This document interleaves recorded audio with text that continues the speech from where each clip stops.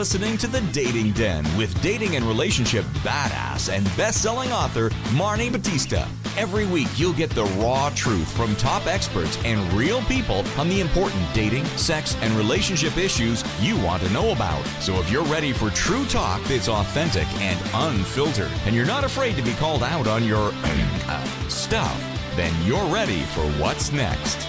The Dating Den, episode 93, Coaching Susan. Why do I date bad for me men, even though I'm a very smart woman?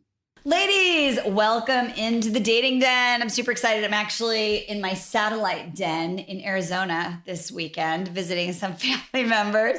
So I feel like I'm actually in a den right now. And I'm super excited because I know you all love when somebody is brave and pays it forward by coming forward on this podcast and saying, I need some help.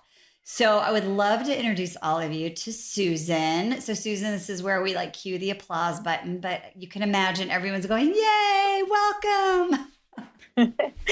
I'm super happy that you're here. So why don't you just give everyone like the 2-minute sort of version? Because I know that the basics are you're 52 and you were recently widowed and that you had a really amazing marriage for 20 years.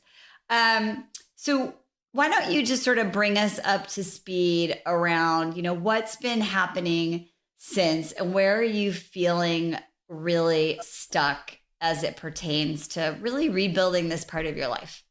Okay, perfect. So I started online dating probably about 4 months ago and signed up for some sites, and I met a couple of interesting guys, but nobody that I made a real connection with. I don't know if I'm super picky, but I'm finding that I keep telling my friends I'm shucking off a lot of men and I don't feel attracted. I have a bottom line, like I have to see your picture and read your profile and I have to feel like I can kiss you before I can move forward. Right. And I'm just seeing a lot of guys that are old looking for our age, that are out of shape, don't take care of themselves. And the 2 guys that I actually did go out with that I liked, because I've been on probably about 10 dates and feels like I've chatted with in some form about 100 people. Okay. And that's an exaggeration, but that's what it feels like. Okay. But the 2 guys that I've liked have really been emotionally unavailable.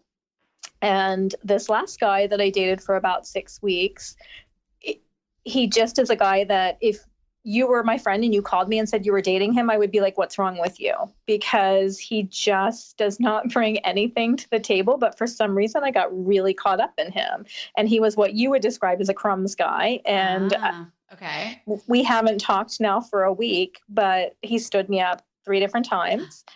But I'm telling you, if he called me today and said he was sorry, let's go out, I would go out with him. And I hate to even hear myself say that because it sounds pathetic. And it's funny. I was reading your application and you said, like, I feel like I'm a kid. Like I'm doing this stuff that you do when you're, like a teenager and you don't know any better. Right.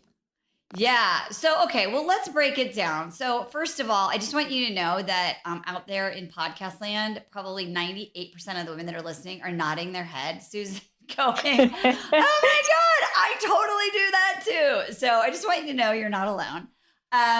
So let's kind of break it down. The first thing is this. One of the things that you said to me was like, I don't even understand this whole world of dating. So if you look at the pieces of the dating process that you've experienced and we'll just say the last 4 months, what are the parts of it that you are finding really the most challenging for you?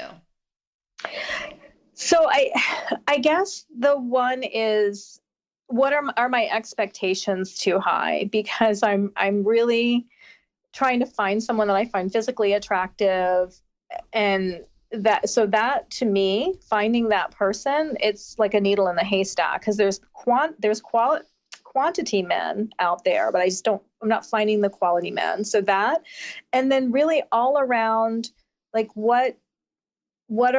how do you make that communication? Like, what do you say to someone that you just don't know and they're a virtual stranger And then what are the right questions to ask to understand if they're worthy of moving forward or being disqualified?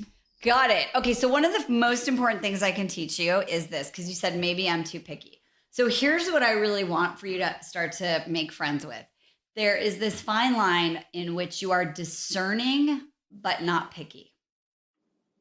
Okay. So I want to give you permission to be discerning, number one. And I want to also tell you that, yeah, I don't want you to be too picky, right? Because then you can miss out on some really amazing opportunities. So when you look at these three pieces you mentioned, like are my expectations too high? And what do I say? And how do I know whether he's a waste of my time? When you get in those moments where you're like, I don't know how to do this, what are some of the beliefs that you are having about yourself? What makes it so uncomfortable for you? Some of my limiting beliefs are around, and you've talked about this with other people. One is that I'm too much because I have a very strong personality. I'm an executive. I have to go to toe to toe with men during the day. So I've lost some of that, which you call the feminine energy. Yep. And I have a hard time tapping into that because to me, it feels like a little vulnerable and weak. And I feel like I'm just I don't know, I don't feel like I'm in a power position when I do that. And I don't like it. It just feels icky to me. Got it. So here we go. So basically, you show up, intellectually with a good attitude on dating. But everything about dating, the process about dating, especially where we are now in today's society, is basically in your face of like, I don't have any power. I don't have any control. Right. Okay. So if you were to look at that feeling, is it mostly coming from the place of feeling like vulnerability is weakness? Oh, yes. Yes. And I think being afraid of being hurt, being afraid of being rejected. Okay. So here's what I want to connect the dots for you. So would you say that when you show up afraid, right? Basically, not even show up on a date, but just show up to the computer screen, in the process, afraid. Would you say that you, in that protection, could be actually avoiding somebody who really will be your match? I could be. So, and tell me why that resonates for you, or why that's perking up your ears, so to speak. Well, so here's a perfect example. There's a guy that I've been chatting with for probably 3 months now, who's also a widow, and he's a really sweet, wonderful guy. And I struggle. He has an autistic son that lives at home. And I struggle with that, wondering if that's where I want to go. But, I don't know. I think about those kinds of things. Like I always take things to the end, like without even going through the process. So you're futurizing. Right. And catastrophizing. Right. Okay. So here's the thing. So when you show up, Susan, with your guard up, right, you're actually showing up emotionally unavailable. Okay. Does that make sense? Yes, I've thought about that. Yeah, because basically what you said, and I don't have the exact words, but we can always go rewind and listen, right? Is, I don't want to get hurt. I don't want to get rejected, and I don't want to get disappointed. So the view or the paradigm that you're having is that dating isn't safe, that you're not safe. Okay. So if you're going into a place where you're not safe, what do you think you're going to do? Right. Sabotage. So put my guard up. Totally. And here's Right. what's crazy. And again, this is not just for you, but everyone who's listening, because you're doing this, ladies. You automatically attract men who are at the same place. And I'll just use the frequency word because that's kind of how I imagine it, is that you're tuning into a radio station. When you're emotionally unavailable, guess who you get a lot of? Who's also listening to that radio station? Sure. Right. And so here's what's amazing. And this is why it's really frustrating for you is that one guy who's so emotionally unavailable for you, like when you get in that experience when you said like, oh, but if he called today, I would totally be all over it. Why do you think that is? What do you think is part of the equation with him that allows you to kind of put down that guard a little bit? I don't know. I mean, and I've really done a lot of soul searching with this because I feel like I was emotionally vulnerable with him. I feel like I was open with him. He's somebody that if I had to psychoanalyze him, I would say that he's in love with being in love and he loves the highs of love. And he brought that to me. And so I got to experience some of the highs of this crazy relationship that we were in. And I liked that. But I don't know. I haven't been able to put my finger on it. And that's what's stressing me out about it. So can I take a guess for you? Make a little bit of an observation? Absolutely. So this is what happens is that we get this little dopamine hit, right? An oxytocin hit that makes us feel good. And it makes us feel somewhat like in control enough because we're in that feel good state. And so what happens is that you're engaged in that, you sort of like numb out, feel that oxytocin, it feels really good. And so what's crazy is that you're doing the same thing that he's doing, right? Because your intellectual brain, your adult emotional self is like, girl, what the hell are you doing? Right? But that part of you that wants the feeling you get from being with him when he's pushing your oxytocin button is overriding. Right. Right? That emotional adult self. So was there a time ever in your life, whether it was with a parent or a caregiver or someone in your life where you didn't really get the love that you wanted? You had to really work hard to get it. You had to be a good student. You had to be a good girl. You had to do a certain thing to get your love hit. Was that happening at all for you earlier in your life? I think that my mom was pretty emotionally unavailable. She was a great caretaker. Like she was a wonderful housekeeper, great cook, great provider, in that my father died when I was young. But I just don't think she was ever emotionally available for me. So I think very early on, I sought that behavior out probably from boys at that point. Well, and can I take it a little deeper even and throw something else in there? Sure. So how old were you when your dad passed away? 11. 11. Okay. So here's the thing. You saw your mom, right? Obviously be very hurt from the loss of your dad, correct? Yes. Okay. So what can happen is we get a little message, a little neural pathway that says love isn't safe. Okay. Right? And what I know to be true, and if you listen to an episode or two that we did with Dr. Sheldon Gardner, who talks about how we end up kind of recreating situations as adults to try and get the love that we didn't get when we were kids. My best guess is part of why this guy is like, you're hooked into him is because you didn't, and it wasn't your dad's fault, right? Like he left, he left. It was a physical leaving. And that is making a memory in your brain to where you get that love that you want, right? You're trying to go get that love and you pick this guy, he can never give it to you. Right.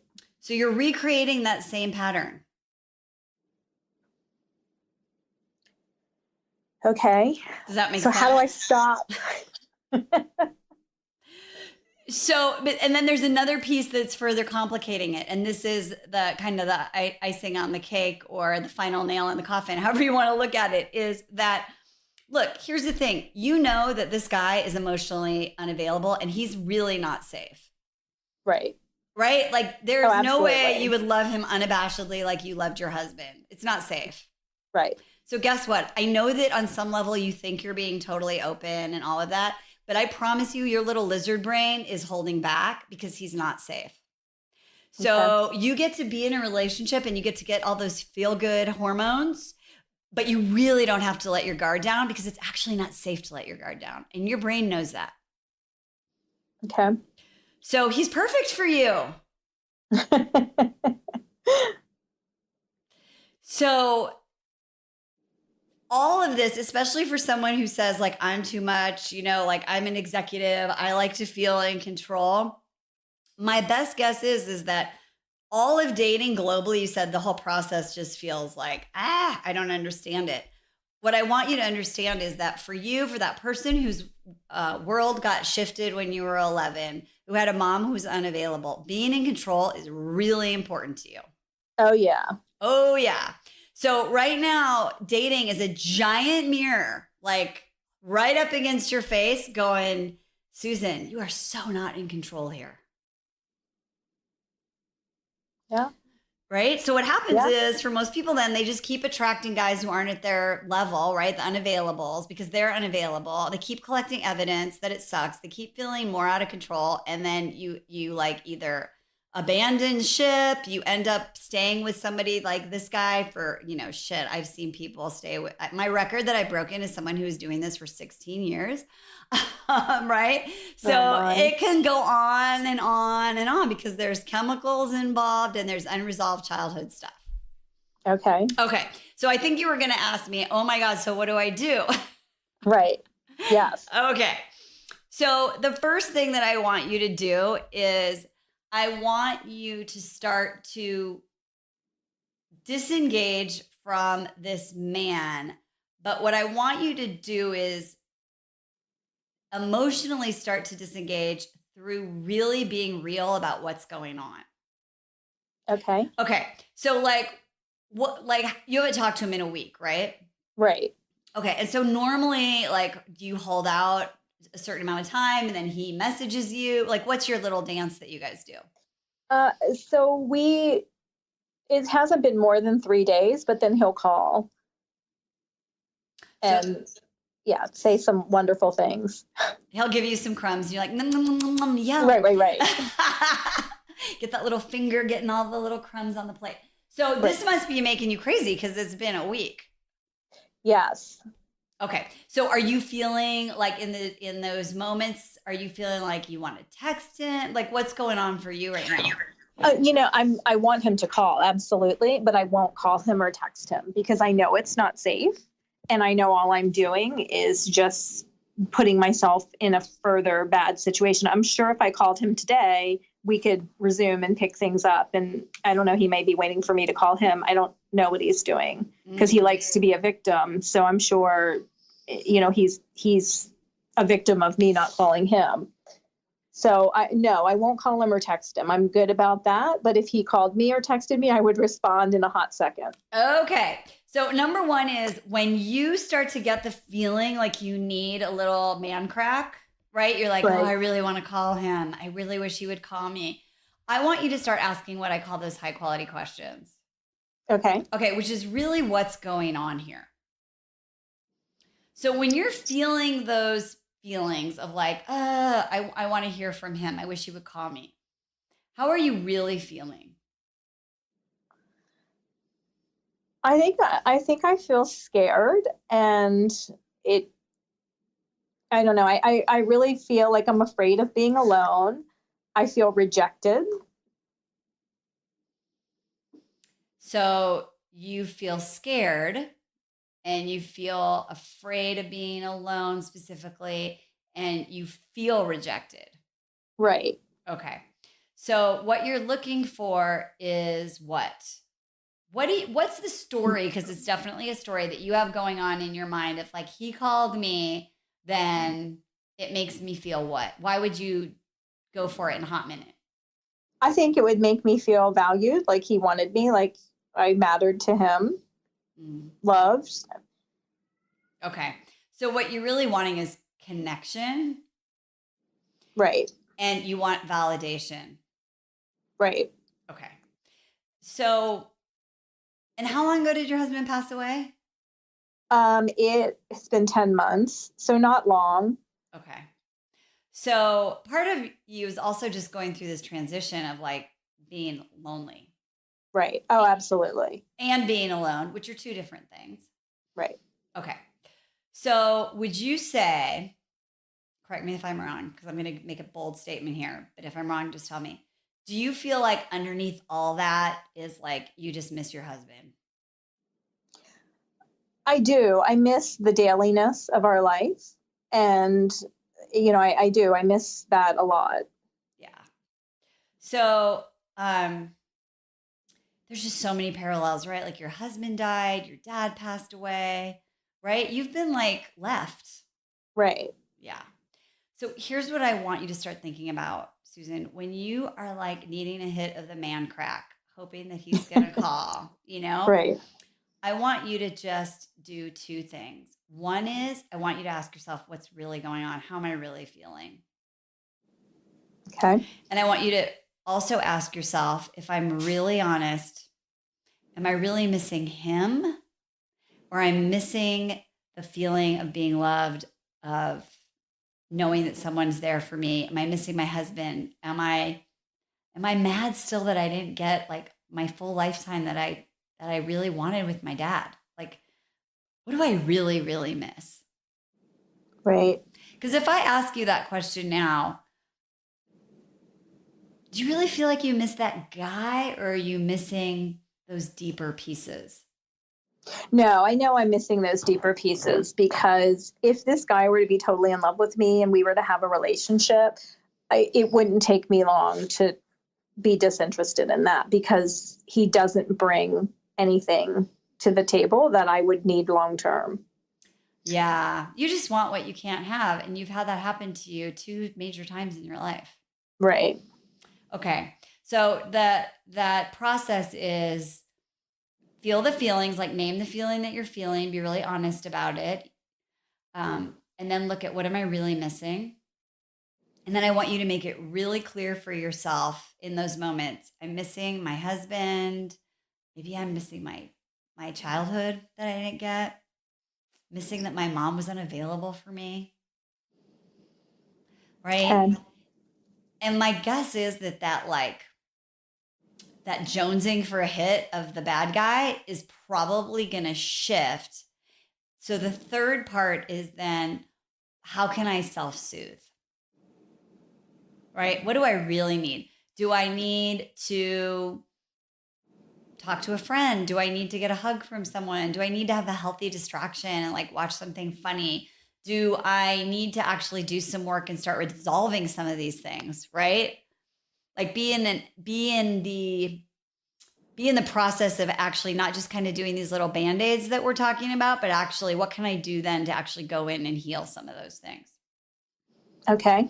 Because my best guess is that, well, it's more than a guess. It's pretty certain that all this emotionally unavailable has been stacking for you, right? And then when your husband passed away, that was just sort of like, that's a lot. And it's been 10 months, and you are in this place where you don't know the rules, right? You don't know what to say. You don't know what the right questions to ask are. You would be crazy to not feel worried about getting hurt or left, because you just did. Right. Right. So the second part of that is really like starting to really look at, how can I show up to dating in which I feel really good about who I am? Like, I don't need to have the power position because I feel safe. Okay. So it's about creating emotional safety for you, for yourself. I can see that, definitely. Right? Because if you are able to self-soothe and start to get your needs met in a healthy way, then ultimately, as you go through that process, what will happen is that you will start to actually attract men who are available, because you will become available because you're going to be safe. Okay. So tell me, so you've been so great, right? You're like, yes, okay. So what's coming up for you as I kind of lay these things out? So I like it. I do. And I totally buy into what you're saying because I think it's spot on. The question is just how do I do that? And I hear you saying you laying out these tools and, I can definitely do those things and absolutely will start doing that. Is it just a process of doing that over and over again that's going to bring this to the table, or is there something deeper? I love that question. So here's the thing. And you and I talked about this before you even came and sat down in the dating den, right? Like I can only give you what I can give you here in 30 minutes. Right. Right. So we sort of know that. But what I want to, and of course, I'm absolutely happy to help talk to you off the air about how I might be able to help you more, just like I do with anyone else who listens to the show. But what I really want you to understand is the power of, in order to release something, you have to see it, right? You can't change what you can't see. Sure. So I want you to start looking in your life, in dating, in these experiences of when are you putting up what we call your love shield? Okay. Right? Like when are you wanting a quick feel good to avoid pain, to avoid feelings? Okay. I'm listening and I'm thinking, wow, that's deep. And I can do that. It is deep. And that's why it's sort of a process. So, because here's the thing. So you've gone through this major, major transition in your life, and it's totally a process, right? Like there's shock, where there's all the stages of grief, right? And so what we have to do is we have to sort of make you feel safe to feel your feelings. And so before we even do that, right? I'm talking about that self-soothing thing where you're like, it's okay. Of course I'm missing my husband. I didn't get this love in childhood. I don't want this guy. The most self-loving thing you can do is to not engage with him. Right? So if he calls you, the most self-loving thing you can do is to make the no choice, because you know that he actually can't meet your need. And as Dr. Gardner said when we interviewed him a couple of months ago, it's like you're never going to get that love from your dad because he just can't give it to you, right? So it's about now, and you've said I've regressed to like I was a teenager, right? And that's exactly right. It's like, oh, you actually have. I can see that. I can absolutely see that. I can feel it. I know what you're saying is right. Yeah. So one of the things that we always say at Dating with Dignity is go slow to get there fast. So my best advice to you is, whether you do it with me or someone else, is to kind of put the dating on pause, at least for a few weeks. Okay. And I want you to just start seeing how much this is showing up in your life. And look, oh my God, am I avoiding feelings? Oh my God, am I drinking extra wine? Am I working too much? Am I binge watching? Am I looking for men, right? Like, because we do that. You're not the only one, right? Like, oh, maybe someone else will make me have that connected feeling, that love feeling, that feel-good dopamine hit. And to start to just really say, oh my gosh, no, this isn't what I really want. What I really want is to be able to feel emotionally safe in myself. And how can I start to meet my needs internally rather than through a man? Okay. So what's your takeaway from this? Like, what's your big distinction or learning from this conversation? Oh my gosh, I feel like I have 6. Good. I love it. 6 in 28 minutes, a new record. Woo, let's high five.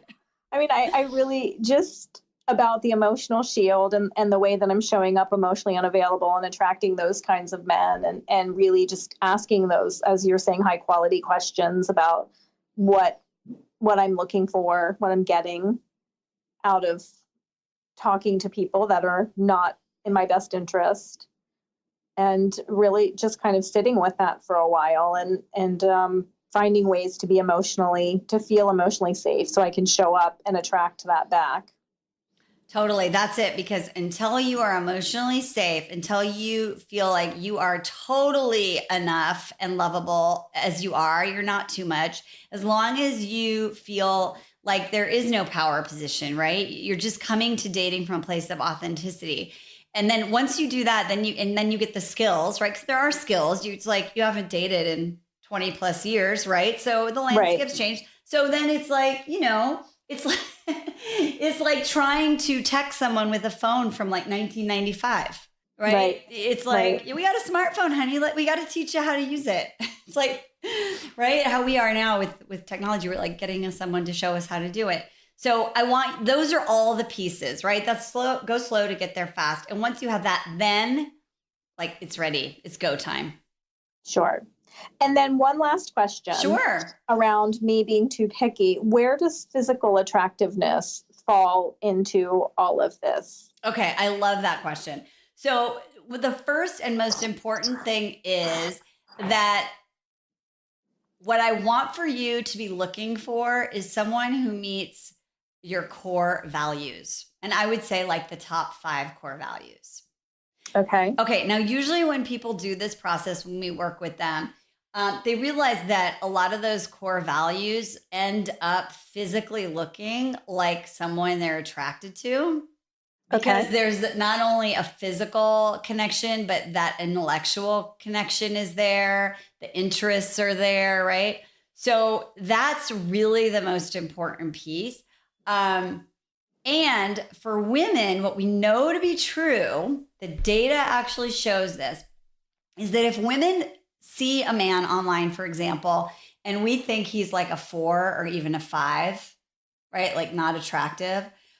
If all of those other deal breakers, those core values are met, the studies show that women will actually suddenly become attracted to this man to where he becomes an 8 or a 9. Wow. Okay. Yeah, but here's the thing. Your experience has been, I'm attracting men who are emotionally unavailable and I'm not attracted to them. And they probably don't share your core values. So of course you're not going to want to kiss them. Right. You can't even have like the kind of conversation you want to have. Right. So I want you to lead with that. Okay. So is that helpful? Yeah. So it's more about reading the profiles first and looking at what attracts me there in the profile and then the physical appearance second. Yeah, absolutely. Absolutely. And then, there's a whole process, right? So when you're looking at that process around screening, right? You're really screening for values. And, we want them to be able to meet those values and it to be clear, right? You want to be discerning, right? But that's sort of where you protect yourself from being picky, right? Because if you're having a great conversation with someone on the phone and they're really pursuing you and they're being respectful and you connect in a lot of like intellectual things and you have the same values, yeah, I want you to go on a date with them and see what happens. Okay. Because I have so many clients who tell me, and it's not that they're dating men who are unattractive. They say, I'm dating someone or I fell in love with someone who I never would imagine to be my type. And he's totally my type. I like it. Yeah. So it's like you have to empty the cup, right? From your marriage, from how you met your husband, from all of that, and start to sort of play from this brand new place of being. Because you're different. You've had a lot of experiences. You're older. The landscape has changed, and your values are probably totally different than when you were like, 22 or 30, however old you were when you got married. Sure. Okay. All right. I can do this. You can totally do this. I really appreciate your asking such great questions and really paying it forward. Because like I said, I know there's lots of ladies who are like, oh my God, Susan, thank you. I'm so you. Thank you. So, and we will absolutely keep in touch with you and see how you're doing. So thank you for being here. And ladies out there listening, the holidays are coming. Don't forget, date with some damn dignity. All right, we'll talk to you soon. Bye-bye.